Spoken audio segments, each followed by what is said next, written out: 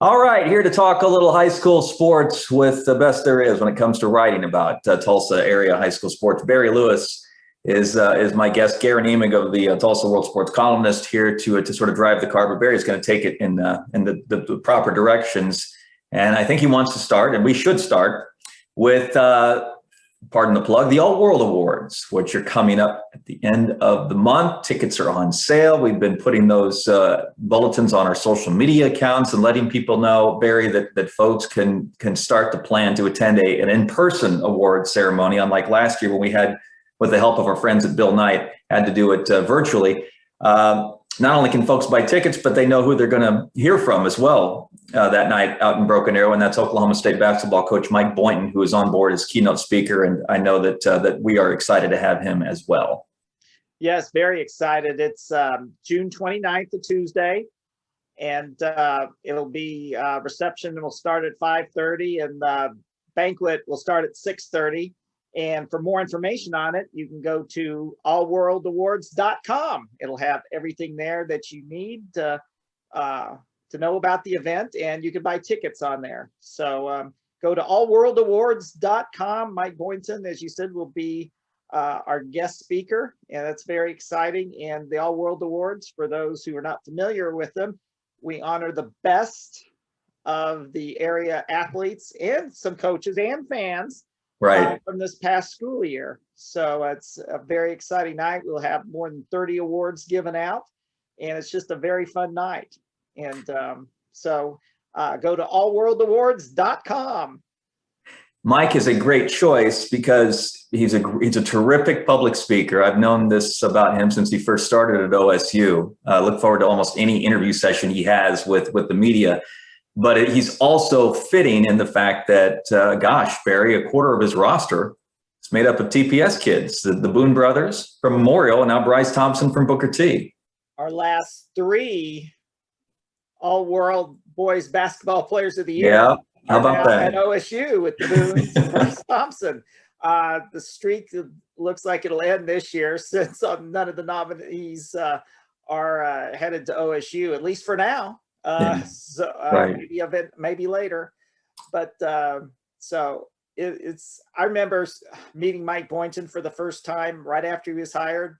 They were taking him on a tour of the media, I guess OSU's SAD department, and so he came up to our newsroom. It was a surprise, and and I was just really impressed from the moment I met him. You could see there's something special about Coach Boynton. His ability to connect. Exactly. Why he's having such recruiting success. Yeah. And if you haven't had a chance to see him, I know everyone's familiar with him as a coach, but just as a speaker, again, it's worth the ticket just to go watch what he has to say, because it's going to be impactful. I promise you that much. This is sort of banquet season, Barry, and there's another big one coming up this week that we want to get to, and it also has to do with Tulsa Public Schools. It's the TPS Athletic Hall of Fame banquet that will feature another large and deserving group of former TPS athletes / coaches / administrators who are having their big night of recognition. Yes, on Thursday at Doubletree at Warren Place, they will be inducting 14 notable athletes and coaches from Tulsa Public Schools history. And that's always a very exciting night. Traditionally, the event's been held during the winter time in January, but due to COVID, they decided to push it back to June this year. And looking forward to it very much. A couple of the, as I said, 14 will be inducted, and all the public schools will be represented.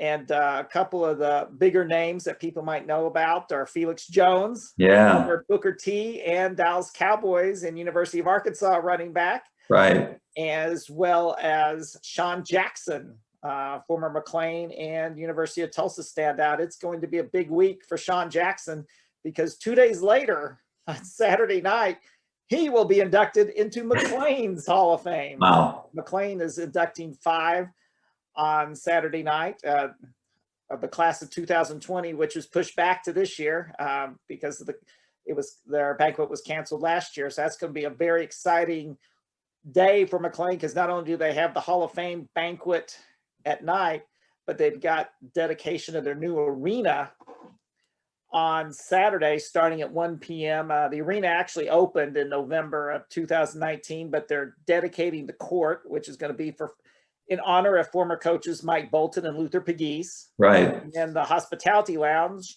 for former coach Joe Shoulders, and the commons area for former basketball standout Tasha Brown. So it's going to be a huge day for McLean. I want to ask real quick, while on the subject of TPS and awards and recognition, there's going to be a lot of recognition for Gil Cloud over the next couple of weeks as he winds down his long and rather remarkable tenure as TPS athletic director. What's the timetable on his successor? They would like to have that to be voted on by the board at their June 21st meeting. So sometime from the date we're taping, sometime in the next 2 weeks. And I also want to make clear the dates of those banquets that we were talking about for those who may be watching this a little later on. The TPS Hall of Fame banquet is on Thursday, June 10th. And all the McLean ceremonies are on Saturday, June 12th. Okay. All right. Well, and one more bit of news regarding TPS, and I'm glad you reminded me of this before we started the video. Anytime a high school football change is made in the metro or in the area, it's relatively important news, and it's certainly the case at Edison, where Tony Daniels, you wrote the story this week about or recently about his transition out of coaching. Man, the Eagles have been very, very good the last few years. Tony's done a terrific job turning up players, I think headed by Sevion Morrison, the running back who's now at Nebraska. But you and I both gotten to know Tony pretty well. We both know the importance of not just what he's done as a coach at Edison, but the difference he's made to a lot of young men in that district. And it's very glad for him, clearly, to sort of arrive at a peaceful decision about a transition, but sad nonetheless for the Eagles program and for Tulsa Public. Yes, he not only did a great job at Edison. In 2019, Edison had its best season since 1992. Right. Did a tremendous job there. But also, before that, he coached in TPS at Memorial. And he led Memorial to a lot of success. And Memorial and Edison are places that for a long time haven't had a lot of success. So those aren't easy jobs at all, and it isn't easy to hasn't been easy to lead those programs to success. So right. He did a wonderful job there as well at Verdigris in between. So he was sort of a unique situation where he's head coach of both Memorial and Edison at one point. And so of course they're big rivals. So he's been able to experience that rivalry from both sides and been successful on both sides. So he will definitely be missed. A tough situation for Edison because it's not the greatest time to be looking for a new coach. No. But I'm sure Tulsa Public Schools with Gil Cloud, they will want to address that situation as soon as possible. And they hired a new basketball coach at Webster. Talk about big shoes to fill. Last week, Scott, they were looking for a successor for Scott Bowman, who had such great success over the past decade. Led Webster to 3 state tournament berths in the last 4 years, a couple semifinal appearances. Just a wonderful job he did. And so they hired one of their a Webster graduate, Matt Watson, who also was an assistant under Coach Bowman for a few years, then moved on, was an assistant under Coach Eli Brown at Central and Booker T. Washington. So he's learned from a couple of great coaches. I've been impressed. I've known Matt, it seems like, for probably almost a decade. I think he's a great, I think he's got a lot of potential. I think it's a great fit for Webster. That's great to hear. That's important. We all want the TPS programs to succeed. It's for obvious reasons challenging to do so more and more, it seems. And when you get someone like Bowman with Webster basketball, like Daniels for Edison football, you hope to keep as long as you can, and hope it all works out. Barry, I wrote I think 4 years ago. Gosh, feels like a lot longer than that. 4 years ago, I wrote that project about the TPS football coaches in the city. Is Kevin Gordon still at East Central? Yes, he is. So that having been established, of the 9 coaches that I spoke to for that series, we're down to 2 who are still left, Kevin and Kip Shaw. At Central, I think are the only 2. So man, oh man, it happens, right? You get turnover, especially in big city school districts. I guess I'd hope that the percentages might have still been on Gil Cloud's side 4 years after the fact, but it just hasn't worked out that way. Yes, unfortunately, that's what in football, it has really been tough.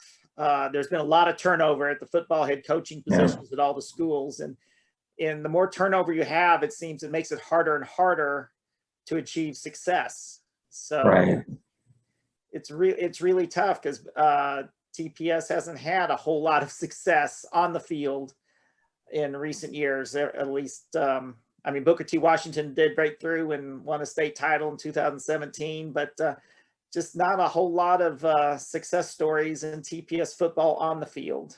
Yeah. Speaking of football, I did my spring football tour recently, tried to visit as many schools as possible while trying to work around my coverage of the senior PGA at Southern Hills, which was a lot of fun. Enjoyed that a lot. But anyway, I visited quite a few schools, and you'll be seeing a lot of preseason football coverage starting up pretty soon. Good. Especially after the All World Awards that have honored the past year, once that banquet is held. But anyway, I was at Bixby's team camp hosted by Bixby last week. That was one of my stops. And it was a reminder of the greatness of OSU commit Braylon Presley, one of our All World Awards nominees, finalists. I saw they're trying to limit his snaps this spring, understandably. He doesn't have anything to prove. And I arrived for the second half of the team camp that day, and he touched the ball twice when I was there. Once was against Enid and once against Sapulpa, and they were both little short swing passes where around midfield, where he was surrounded by defenders. You think, oh, there's no way he's going anywhere. And then boom, he's in the end zone. It seems like it's just not fair for defenses. Braylon Presley in midseason form. Yeah. It's like he's surrounded by 5 or 6 defenders in each case, and all of a sudden, they can't even touch him. Yeah. He is just incredible. So that was just a reminder to me of what a player Braylon Presley is. And of course, the bigger question at Bixby these days is who's going to be their quarterback. Big shoes to fill, succeeding Mason Williams. So they've got 3 or 4 candidates that they're looking at, and they all look capable from what I saw at team camp. So it'll be interesting to see who Coach Lord Montgomery names as a starting quarterback. All right. So we leave you folks with two things you got to do. Read up on Barry's spring football stories so that we don't lose track of the sport when it comes to high school athletics here in the metro and across the state of Oklahoma. And number 2, get your tickets for the All World Awards. You don't want to miss the honorees such as young Mr. Presley, right? And others. That's a big night for them coming up June 29th. Location, again, it's Broken Arrow, but I always forget the specific venue. It's the Street Conference Center in okay. Broken Arrow. There we go. And the keynote speaker, you and I will both be part of the ceremony, but you're not going to see us. You're going to see the kids, and you're going to see now Mike Boynton, who is going to be the keynote speaker, the head basketball coach at Oklahoma State University. Have fun with the spring football tour, Barry, and thank you so much for stopping by to catch us up on all things high school sports. Thanks, Garen. And there's one more thing I want to remind you. Yes, sir. We're didn't want to forget that we're going to start, because a lot of people have asked about this, our All World Awards for the spring sports. Okay. Finalists that we'll reveal, and all the first team selections and honorable mention honorees, coaches of the year for 9 spring sports. Those will start running in the paper on June 19th. So that'll run June 19th through June 27th, and that'll lead up right to the All World Awards banquet. So look out for that in Tulsa World. We're maybe on the cusp of summer. high school athletics, they never sleep. Not under this man's watch. Very good seeing you again. We'll talk soon. Thanks, Karen.